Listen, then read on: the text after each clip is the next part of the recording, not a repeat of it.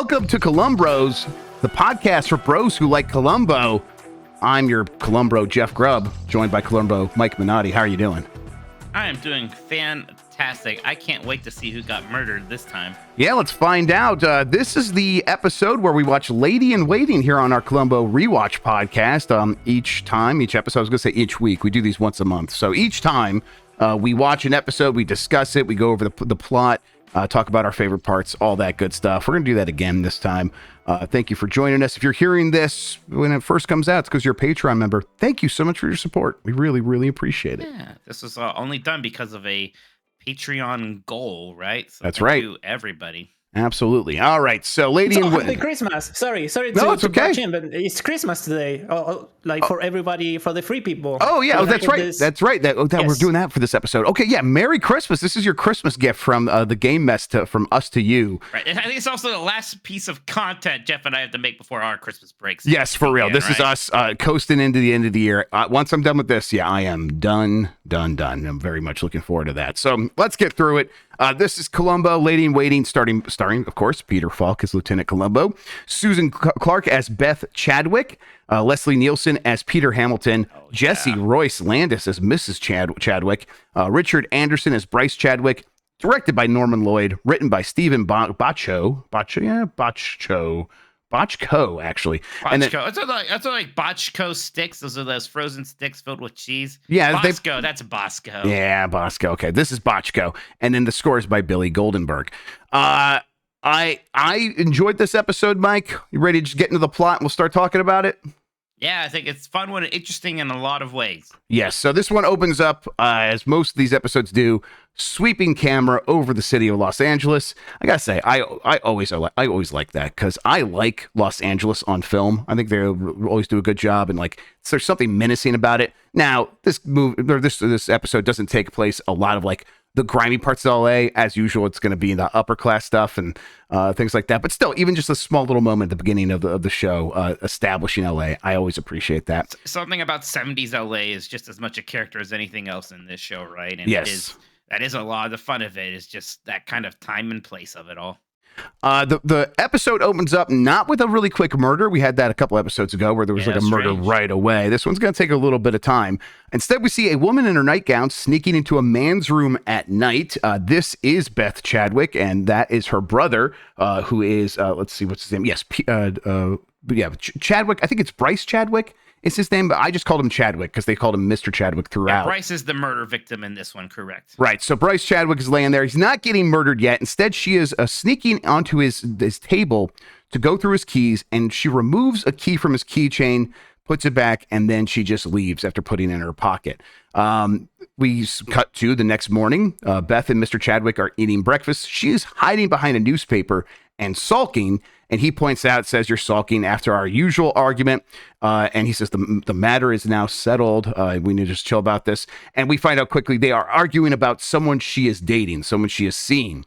Bryce Chadwick says, "He isn't for you." Beth says, "You have no right to control my life." And he's like a good attorney. And then Bryce Chadwick says, "But I don't want you seeing him." She says, "You're not my father." He says, "Yes, I'm your brother, but I won't let you be used, so I'm taking appropriate steps." Those steps, Mike, he sent a letter to Peter Hamilton, this person that she has seen, who works for Bryce, and saying, "If you continue to see my sister, I'm going to fire you." And that letter will reach him when he returns from Atlanta on the business trip he is currently on. So yeah, we're kind of getting a lot of problems of the rich people here sort of situation. I mean, this breakfast situation is very look what's going on here. But we kind of get what's going on here. This sister completely under the thumb of the brother. The brother controls her life to the extent that he's going to decide who she can and cannot date. There's very little respect there. Yeah, and it's I guess I was kind of getting a little bit I'm pretty sure she's going to end up killing him. And I'm like, now obviously you can't kill people, but she's maybe more in the right than some other murderers have been, where it's like she's controlling her life and he shouldn't be doing that. She should be able to do that on her own. And so I'm like, I'm kind of sympathizing with her more than I do with most other of these murderers.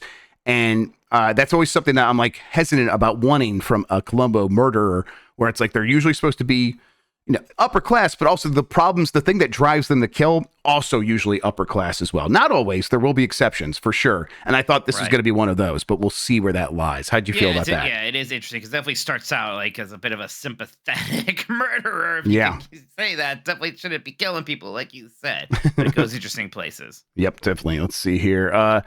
So then Chadwick leaves. The letter's out there. She's frustrated. So Beth begins kind of doing stuff. She's like beginning to put pieces into place. She talks to one of their servants, Charles, who is the butler, and asks, hey, are you taking your day off tomorrow? He says, yes. Are you leaving tonight? And he's like, well, I don't have to. She's like, no, that's fine. Go ahead and leave tonight. Have a good one. Yeah, how convenient. She also talks to Peter, the person she's dating, on the phone, and he says, I'll be home this evening from Atlanta. I will come over tonight. She says, no, tomorrow is better. So she's clearing up her evening. She's going to keep things nice and free. Let's just get into it. Peter Hamilton is played by Leslie Nielsen. Hell yeah. Yes, he is great in this. Yeah. I love Leslie Nielsen. This is a completely straight role, which is, of course, Leslie Nielsen did a lot of straight acting before things like Airplane and Naked Gun, all that stuff I know him from. But here he is just playing straight. It is still just incredible. I absolutely adore Leslie Nielsen, even as a kid. Me too. Oh, yeah, he was huge for me as a kid. I love Spy Hard. Remember Spy Hard? Yeah, of course, Spy Hard was like one of my favorite movies when I was younger. The Naked Gun series was a staple in my household as a kid. We just watched all of those constantly. Even Naked Gun 33 and a third, not a great one, but we still watched it all the time. I watched those just because it was the newer one. Exactly. That's exactly what happened with us. Anna Nicole Smith, right? They're like, oh yeah, sure. That's what was happening at the time. Okay, so they have that call. She ends the call. As soon as she gets off the phone, she gets her pistol out of the drawer and just starts fondling it. Like, yep, this is a good gun, and I like it very much. She also gets out a few other things out of the drawer, like chocolates, things like that. But it's weird. She's like sitting there and just kind of staring at the door. And then she starts to have a hallucination or what looks like maybe a daydream sequence. We're not exactly sure what's happening here. But, it's like there's like a smear, a Vaseline smear over the screen to imply something is either not real or maybe she's having like a drug-induced sort of thing. And that part, it turns out both those things are true, but we'll get into it. So she is going to, let's see, so she's sitting in bed, staring at the thing, and then the daydream begins, and we see Chadwick, Bryce Chadwick, return home from him being out, and he goes to the front door. He pulls out his keys, and of course, Beth took his house key, and the porch is pitch black because earlier she had unscrewed the light bulb and put in a bad light bulb, so that the one that's burnt out. So it's completely pitch black out here. And he gives up and goes around to the side door and knocks for Beth. She tells him to come in. He says to turn off the alarm. She's like, oh yeah, totally, I'm all over it. He walks in, the alarm goes off. She starts blasting, just starts taking him out. Starts blasting. Just bang, bang, bang, bang, bang, right with her gun, right to his chest. And she tries to get his keys back on the keychain, and she is like struggling a little bit. And it seems like maybe because she took sleeping pills, something along those lines. That seems how she's acting. She also uses his briefcase to smash the glass door, the exterior, the door that leads out to the garden, the one that he came in through. She basically runs around now. She takes his keys, dumps them in the bushes outside, and then she hears herself while she's doing this talking to the police about, hey, we found the keys in the bushes. He must have dropped them while he was looking for trying to get an accident. How unfortunate! It's a terrible mistake. And the cops are telling her this, and then bang, we're back in the bed. And that was all a dream. That was all her imagining the perfect murder. Right. That is all like exactly how she is envisioning this going off without a hitch. So it's pretty interesting to see like the just complete pure machinations of what the plan is here. And it's a pretty good plan, right? Yeah. If it went like that, maybe things would go pretty well. Who knows? Yeah, you could see like if that's how it all went down, she probably would have had a relatively perfect murder where she probably would have gotten away with it. Instead, though, what happens is Peter Hamilton, he is the one that she's dating, flies home, drives home. He gets that letter that is from Bryce Hamilton, or Bryce saying, hey, don't date my sister anymore or else I'm going to fire you. And Peter's like, well, that does it. I'm going to go over there and deal with this. And he pulls up right behind Peter or right behind Bryce as Bryce gets home, and Bryce is like trying to get in the door, and Bryce is like, okay, well, we'll go around the side. We kind of like cut away from him because we see Peter coming up to the house, and then all of a sudden we cut back into the room. She's sitting there, and Bryce doesn't come in through the side door. He comes in through the interior door and says, I had a spare key. I used that instead. She's like, how'd you get inside? I used the spare key. And then she starts blasting. Like, oh, wow. Yeah, she just fucking shoots him anyway. And that's the solution to that problem. Peter, of course, hears the gunshots. He was about to leave. He hears the gunshots. He's like, well, I got to go see what's going on there. He jumps over the fence, starts running to the house. Let's see here. And crucially here, also hears the alarm because after shooting her brother, she then sets the alarm off kind of manually with a button. Right, there's a button next to her bed. She shoots him, then she hits the alarm, and then she's scrambling. She grabs his keys. She runs to the front door to grab his briefcase. She smashes the window. She smashes the window, closes the blinds. That's all she does in this period. She hears the doorbell. She's got more to do still, so she's freaking out now. She hears the doorbell. That doorbell, by the way, extreme close up. Yes, like, of the chimes. Yes, yeah, and she like looks terrified when it happens. Also, when she does shoot her brother, I love how bloodless that. I get it. It's TV in the 70s. Yep. There's zero blood. She even drags the body over to the proper position. I'm like, whether there be like a blood stain or blood getting whatever. Yep. Okay. Yeah. No. The code is catching it all, I'm sure. So yes, she goes to answer the door, and it is Peter. And then she's like explains like, I just shot him. He just came in. She had like moved the body, as Mike said. Everything's kind of set up like she originally intended, although wasn't as perfect as she wanted. Peter goes to check on her. While that's happening, she like hides the key behind the vase. She goes and drops the spare key. She goes and drops the other sets of keys out in the bush, runs back in, picks up the key, and then Peter's back and says, he's dead. And she goes, oh, okay, well, shit. And then we cut to the next scene. The cops are at the house ready to investigate. How'd you feel about the murder? I thought it was pretty interesting. I liked that angle of sort of we saw what the perfect plan was, right? And then it went wrong and she panicked and kind of tried to make it work. And even as it was going poorly, then all of a sudden her boyfriend shows up. It makes it even more complicated. So she's sort of struggling to make the best out of a bad murder. Yep. Yeah, and it's like, she gets pretty close. She's probably feeling pretty good about it. But we'll kind of learn more about her character as we go on and see kind of like what her state of mind is pretty soon. But in the meantime, the cops do show up. They're getting their statement. Columbo, however, off to the side, reading the newspaper. Just reading a newspaper they found in the foyer. But he's listening to everything while they basically ask her like, oh yeah, it seems like, you thought he was a burglar, right? And she's like, yeah, I thought he was a burglar. And everyone's like, well, that makes a lot of sense. Someone trying to break in. You were on sleeping pills, so you heard the alarm go off when he broke in because you didn't wake up when he knocked. So you woke up, you heard the alarm going off, you grabbed your gun, and you shot before you realized what was going on. And of course, you were on sleeping pills, so you were groggy. Who can blame you? Columbo does, hears some of this. He asks Peter. He's like, hey, Peter, did you buy this newspaper? And he's like, no, I didn't buy this newspaper. And he talks to Beth. He says, so, what'd you do yesterday? And she's like, I was home all day yesterday. I never left. And he goes, that's fair enough. Yeah. There are episodes of Columbo where he has to sort of struggle to put the pieces together and figure out what's going on. And there are episodes where you kind of tell he immediately knows what actually happened for some reason. And all he's actually looking for is more substantial proof. Yes. Columbo asks if it was just Beth and Chadwick living in the house. Beth said the maid and the butler also live there, but they are off. And Beth mentions, of course, she never left the house. And yeah, I think you're right, Mike, where it's like this is a piece where something's off enough and it sets off an alarm for him. And now he just needs to look for all of the other things to prove everything. But as far as he's concerned, he basically knows what happened right from the beginning. Let's see here. Next scene, a dog gets out of a cab and starts yipping at Columbo, who is on a ladder checking on the broken porch light and like looking at the porch. This is the mother of both Bryce and Beth. She's here. She walks in. She slaps the hell out of Beth for accidentally killing her brother.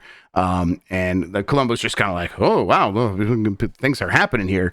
But don't worry, he's Italian. He's used to it. It's just like that scene from the Super Mario Brothers movie, right? That's right. Italians always argue at the dinner table. That's basically what he says, too. Is I got a big family. It's like a fight night or whatever. Right. And you get like here, like, man, nobody in her family respects poor Susan Clark here, huh? Yes. So Beth Chadwick, yeah. Yes, Beth is doesn't have a lot of fans. Her mom was a big fan of her son, who did a great job of running the company and took care of Beth. Advertising company. The advertising company. Mad Men stuff. Right, and did a good job of protecting Beth from her poor choice in men and all of her irresponsible decisions and all these things. The mother has an opinion of Peter, who is, again, dating Beth, and says he is obviously a treasure hunter. He's a fortune hunter. He's after her fortune. She is the heir to this massive advertising firm, and that's what he wants. And that's the only reason he's interested in her, and that's what Bryce thought as well. The mother's also worried what's going to happen to the company, but Beth says she's going to take it over, which is appalling to the mother. And this is like the first time it's like, wow, she's being pretty bold. She's just like, I'm going to take over the company, which would be a great motivation for murder. She's just staying it, though. Yeah, right. I mean, because you kind of get the idea. She was this sort of wallflower who didn't get much say in her life, and now she suddenly has this freedom. This controlling brother is gone, and her biggest flaw, aside from just the sloppy murder because of plans not going the way they are, is overexposing her hand. As soon as she gets a taste of freedom, she basically changes into a different person. And it kind of raises everyone's suspicions about what is going on here. Yes. But Columbo's there, so obviously he's going to have some question about some loose end. He's not going to make a big deal out of it. He just has questions, keeps him up at night, and that's how he phrases it. He says, I was just wondering what was up with that newspaper. Beth said, have you ever heard of, daily delivery? He's like, yeah, that would make sense if it was a daily delivery because you never left the house. And Peter said he didn't bring it. So that's the only way we'd be able to get here, except that's not possible because I read that newspaper. It was a late edition, which doesn't get delivered to your house. It had to be picked up and someone brought it there. And I found it. Remember late editions, right? Yeah, I know, right? I do wonder. Newspapers a day. I do wonder, when was the last time a late edition was printed by a newspaper? I don't know. I bet some big papers still do that every once in a while if there's a major event or something. But I definitely thought about that as well. She says she must have grabbed it in her confusion and then moved it to the foyer because he says it doesn't make sense if it was in the foyer. If he came in through the room there, he must have brought it in with him into your bedroom. And then he died there. So how did it get to the foyer? And she says, well, I must have picked it up, moved it myself when I was going to answer the door. And I didn't even think about it. And said, well, then why didn't you pick up the briefcase? It was right in there with them. And she's like, I don't know. And then the mother starts defending her here and says, she wasn't being rational. You can't expect. And he's like, yeah, of course. I'm sure you're right. But you can see that this is really sticking in this crawl. The way that it was just probably laid perfectly. Someone walking in the door, laid there. Doesn't look like it was picked up by someone who was in shock or anything like that. It looked like it was probably set down by someone coming home from a business trip. I think right there, that sells the whole thing for Columbo. And now he's just off to the races trying to figure out other ways he could poke holes in her story. Exactly. Let's see here. Mother says that people don't act consistently. Yes. Now we jump to the LA County Courthouse. That's right.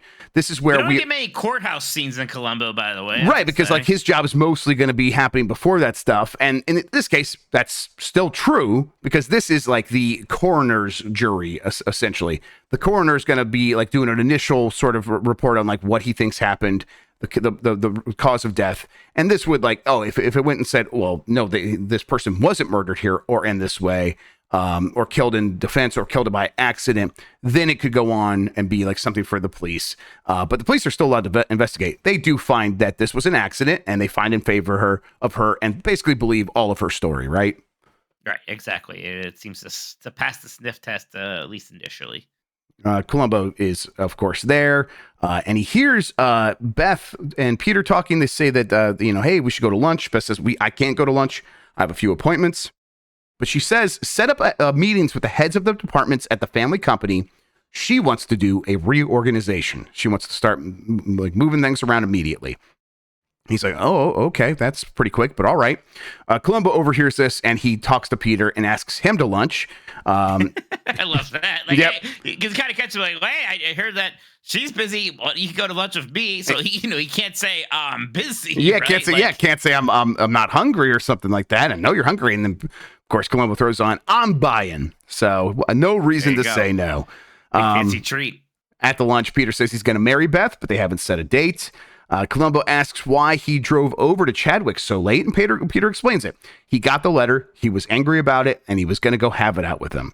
And what's interesting here is that we do find out, okay, no, this guy does seem to actually love Beth. It Correct. does not like her mother and brother thought. It was just some scheme of his to, marry into money. That actually does not seem to be the case. So again, she was at least justified in that front. Yes. And then, Peter just basically is answering very truthfully the entire time. He did say, oh, yeah, I got the letter. I came over there. I was angry. Answering in ways where it's like you would be trying to hide these things if you had any guilt. He also says, go ahead and ask me, about whether or not I'm a fortune hunter. I'm not. He says but he also says he's sad that Chadwick is dead. This is another kind of like brutally honest thing. He says, but it has gotten Beth out from under his thumb, which is nice. And then Columbo goes, true. Definitely true. And then Columbo goes way out like that. He says like with his arm, he's like way out from under his thumb. And then of course Peter's like, what does that mean? And then Columbo goes, I think her brother's death is the best thing that ever happened to her. And he's like, it's not a great thing to say, but he says it like that. And Peter kind of sits there and doesn't really have a retort to that. He's like, yeah, basically his face says, yeah, I think you're right. Yeah, it's true. What are you going to say? That's a pretty interesting part of this episode is seeing Peter's reaction to all of this and seeing the little bits of his kind of gears turning in his head a little bit about what maybe happened here. Right. He's someone who's like pretty sober. Like, yeah, he is an attorney. He's got a good memory, all this stuff they talk about. And he's just trying to I think he's trying to be fair, but he also loves Beth. And so he gives her the benefit of the doubt at every turn. But you see sometimes that has a limit, or he's at least willing to critically examine some of his thoughts. Not all of them, but some. Let's see. Columbo heads back to the house, the scene of the crime, and he talks to Charles, the butler, and the maid. And then he walks along the side of the house and looks at his shoes. He's like looking at the bottom of his shoes after walking along the side of the house to the door at which Bryce supposedly entered the house before getting shot. And then he asks the butler and the maid, hey, where can I find Beth? I want to talk to her. She's at a beauty parlor. Columbo tracks her down there. And actually, before that, he sees that she has a new car at her house, a brand new car. A Ferrari. How interesting. A Ferrari, one that's never been driven because it was just delivered. It was just delivered at her house. And he mentions it to her and says, that's a really nice car, really impressed by it. And it's like, that seems pretty hard to come by. You probably had to order that ahead of time, maybe weeks ahead of time. She goes, yeah. And she's having a makeover at this parlor. She's having a big lifestyle change. So she's decided, I'm going to take on this company. I am changing my life. But she also must have knew at some point before the murder, she was going to have a big lifestyle change if she was buying a Ferrari, right? And ordering it weeks ahead of time. Right. So exactly, like she had to knew there was going to be some change. And the physical transformation is really stark here also. Right? Yes. She has entirely new hair. She looks way more vibrant, kind of, a bit sexier, I suppose you could say. It is a big and noticeable change. She is really just going at it. Yep. And it's like she's not keeping anything inside anymore. And it seems like she's just not really concerned about what people think about her anymore. Columbo follows her home, though, because he's like, I want to talk to you about some of these things at your house. He follows her home and he takes her to the side of the house and shows what he learned when he walked to the door. He's like, look, today is Tuesday. The grass was just cut. And I walked to the door and look what I have on the bottom of my shoe.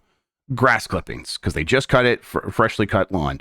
The murder happened on a Tuesday night.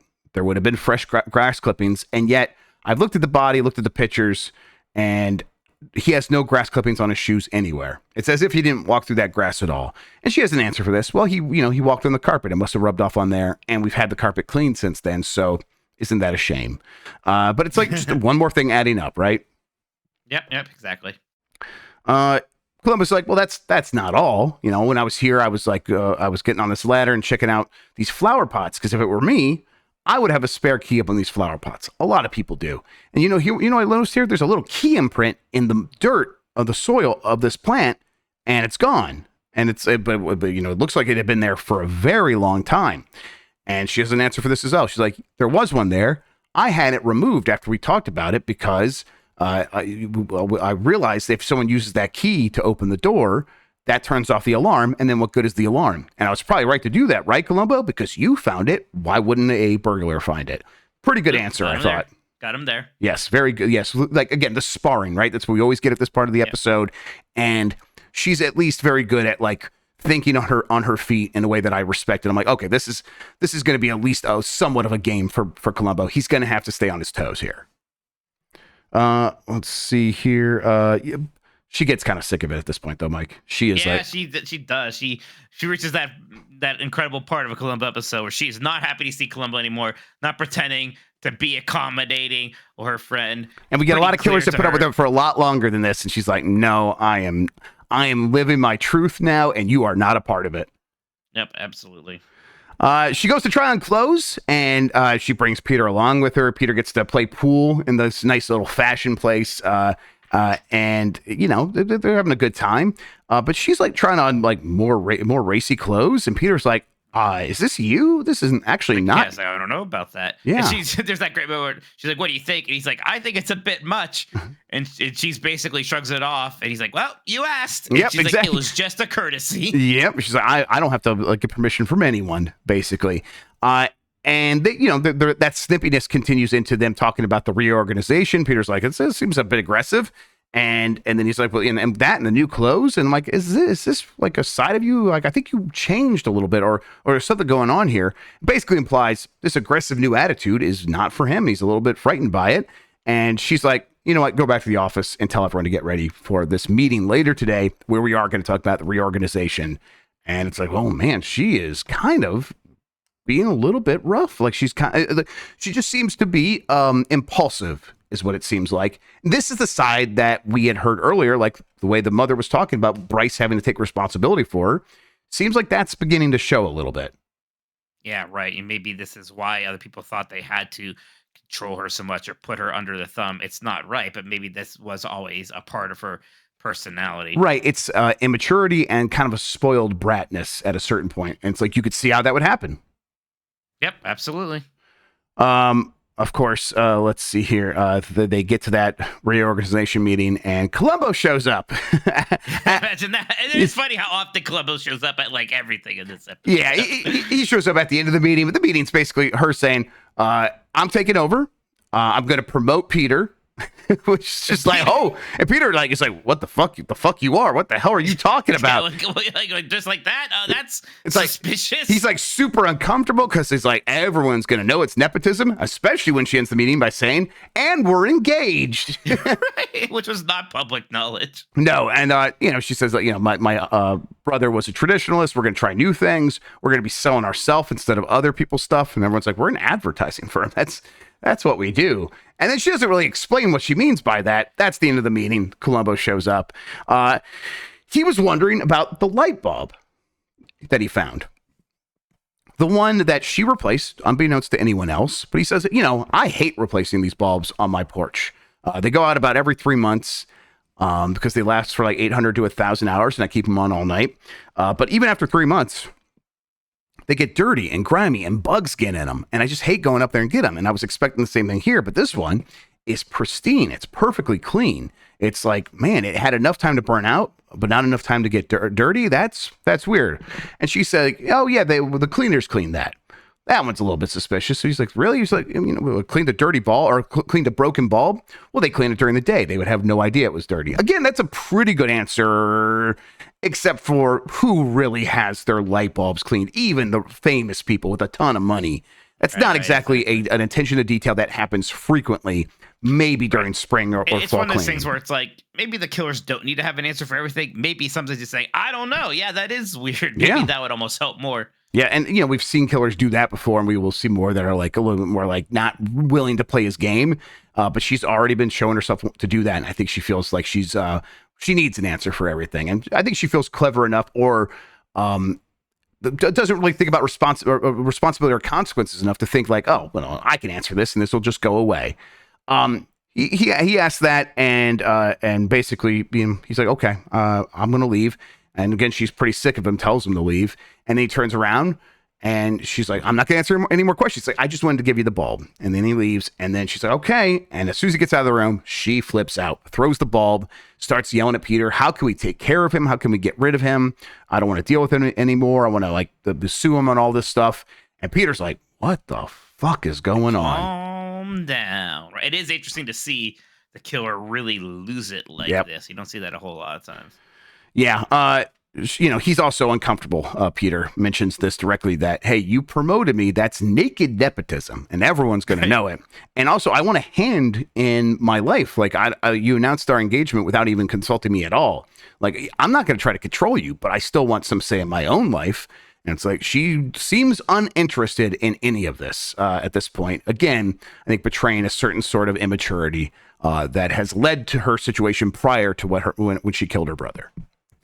Oh, yeah, that's exactly right. So, yeah, even she's starting to lose her one biggest supporter in the world now, right? Peter Hamilton is getting really not suspicious of the murder, maybe necessarily, maybe a little bit, seeing her freak out about the Columbo prying into things constantly, but really being kind of turned off by the sudden personality change. Yeah, at the very least, these things are just rude, like surprise promotions, surprise engagement announcements. Right, and at the very least, it puts him in a situation where I think he would be softening on his defense of her at the very least. Even though I think you're right. At this point, he probably doesn't think she's a murderer. But let's say if Columbo were to find him at a bar and start talking to him, maybe he'd be willing to listen to Columbo. And guess what happens next?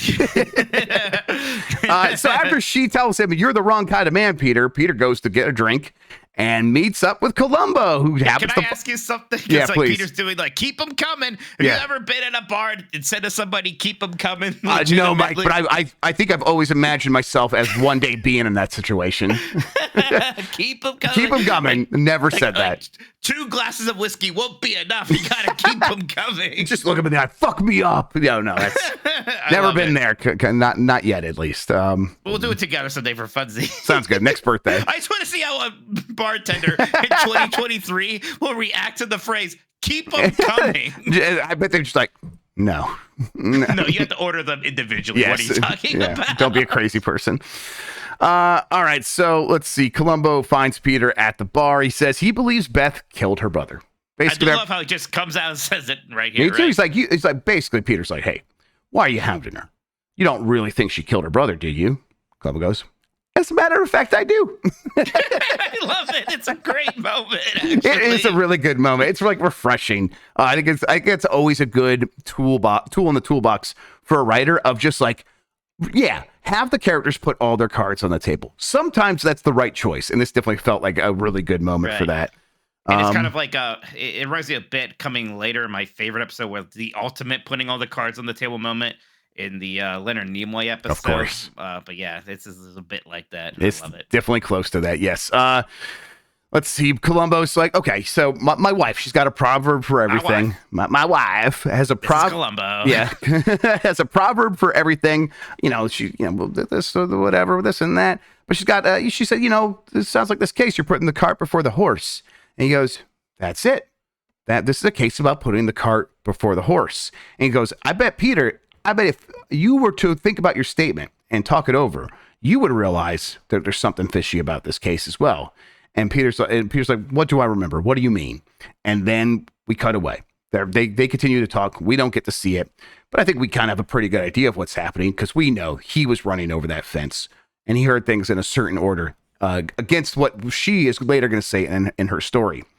We cut to basically the final big scene. Beth is in her house, in her bed.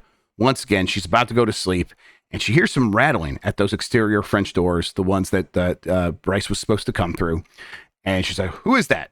Who's there? And she goes, Columbo, is that you? And she picks up her gun like she's going to fucking kill him.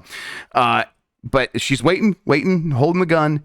And then all of a sudden, Columbo comes in, but not through those exterior doors, through the interior doors, and catches her off guard, scares her, but then she's like, well, what are you doing here? He's like, I'm here to arrest you.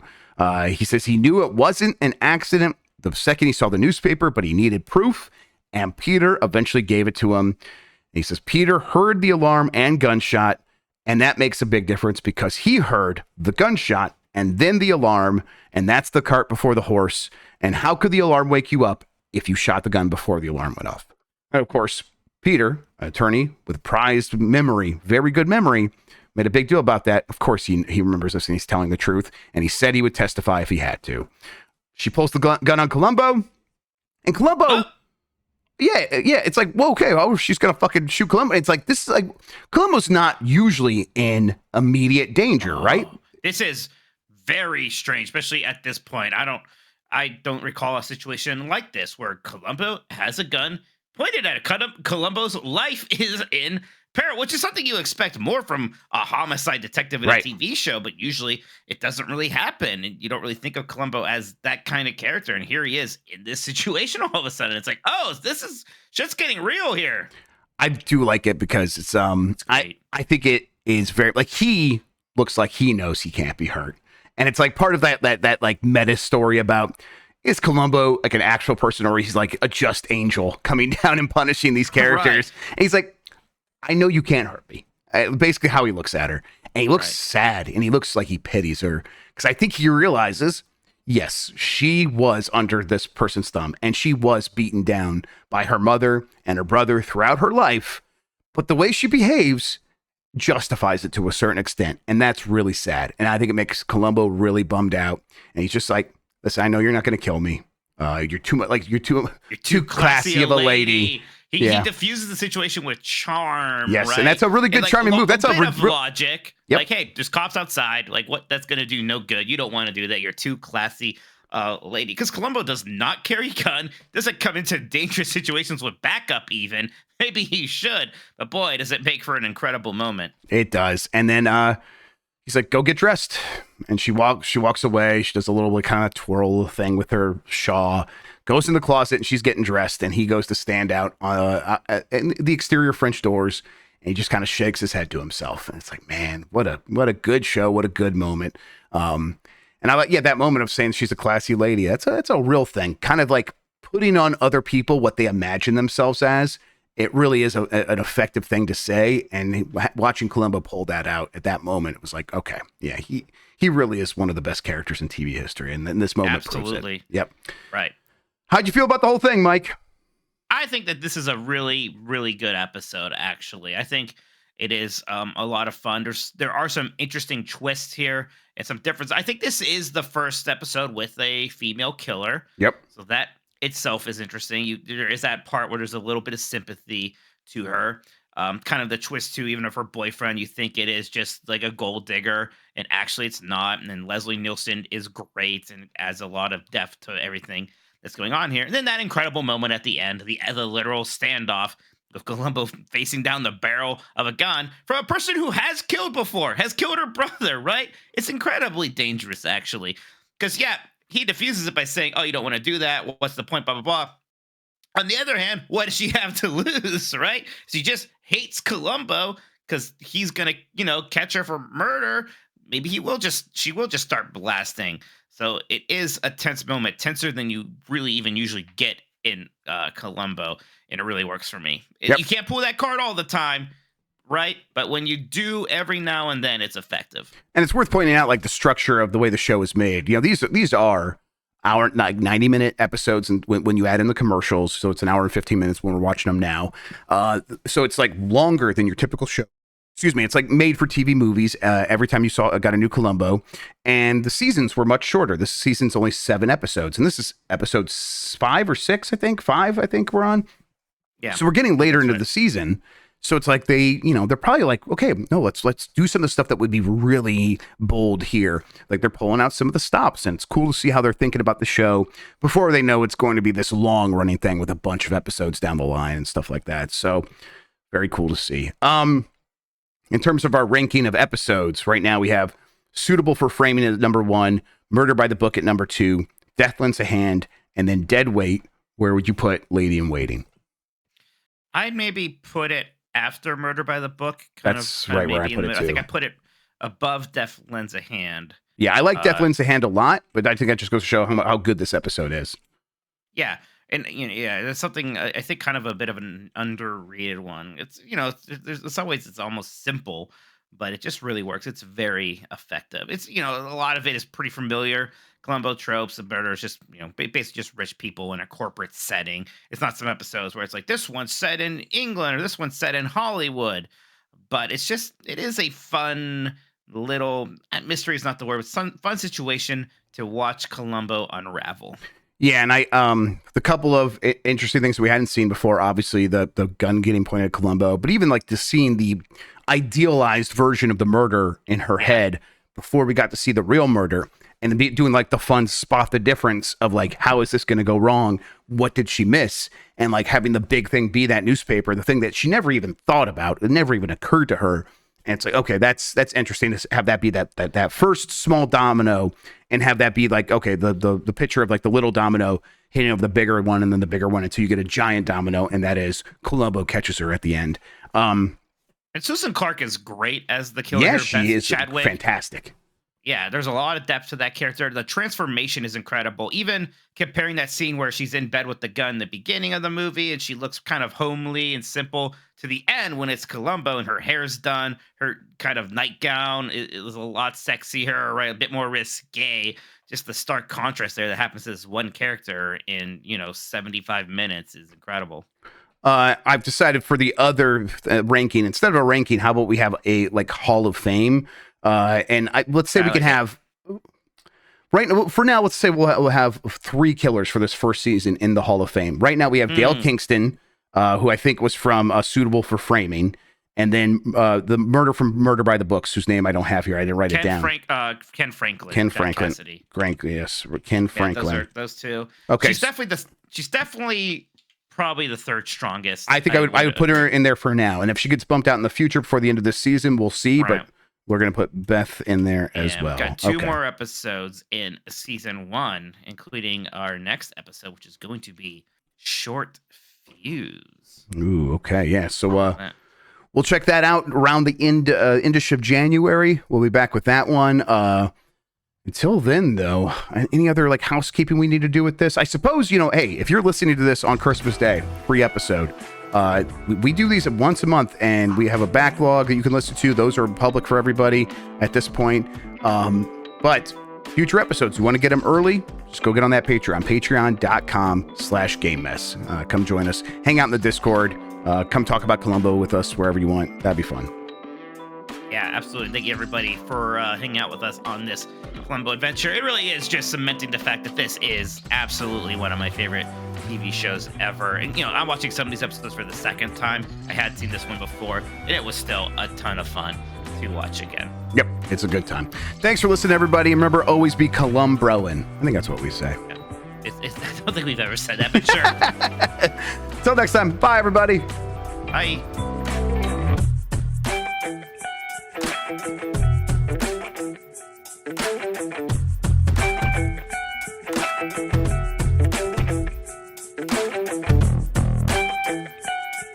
Thank you.